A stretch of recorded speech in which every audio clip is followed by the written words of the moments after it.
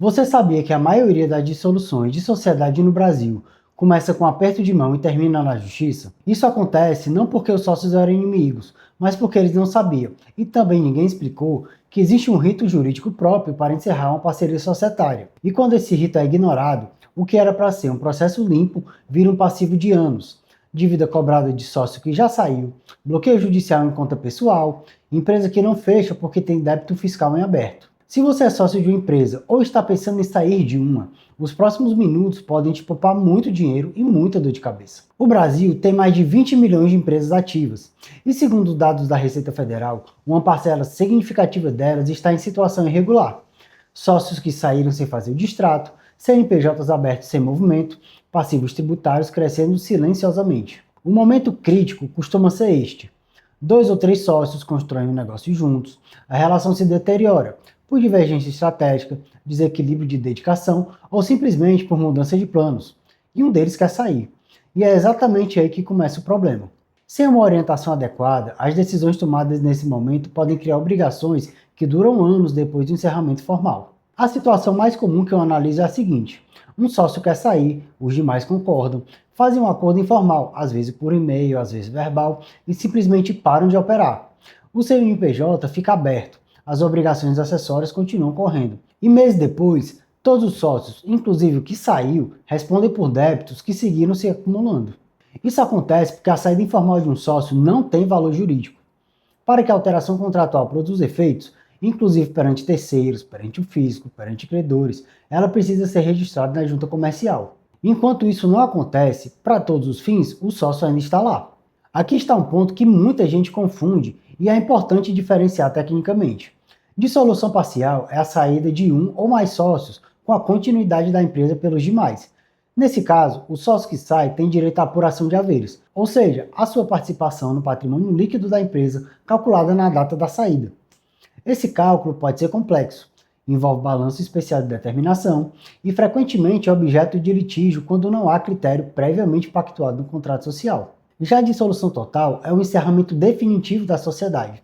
Aqui o processo é mais longo, envolve fase de liquidação, em que o patrimônio é realizado para pagamento de credores, e só depois a partilha do remanescente entre os sócios. O erro mais comum que eu vejo é tratar os dois processos da mesma forma. Uma sociedade em dissolução total não pode simplesmente fechar as portas. Ela precisa nomear um liquidante, encerrar as obrigações e só então dar baixa nos registros. Esse aqui é o ponto que mais surpreende. Muita gente acredita que ao assinar o distrato ou alteração contratual de retirada, a responsabilidade cessa imediatamente, mas não é assim que a lei funciona. O Código Civil estabelece que o sócio retirante responde pelas obrigações anteriores à data de sua saída pelo prazo de 2 anos contado do registro da alteração.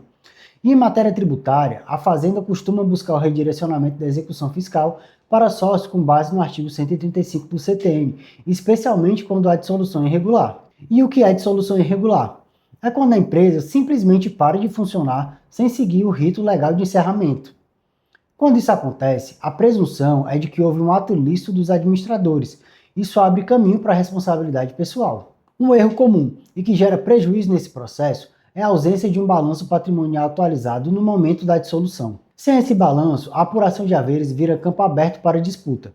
Um sócio alega que o patrimônio era maior, o outro nega. Isso vai à perícia contábil, que é cara, demorada e imprevisível.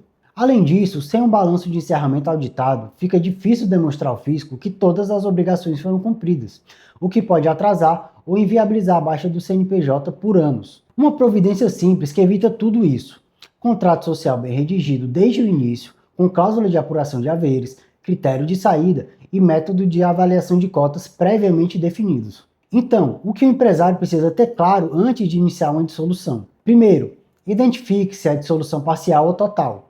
O caminho jurídico é completamente diferente. Segundo, jamais trate a saída de sócio como um acordo informal. O registro na junta é o que produz efeitos contra terceiros e contra o fisco. Terceiro, providencie um balanço atualizado.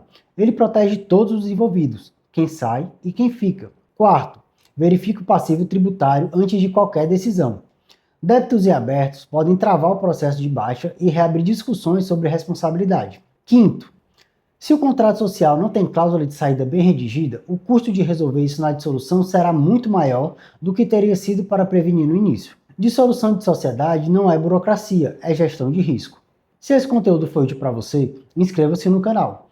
Publicamos análises jurídicas aplicadas à realidade do empresário sem enrolação.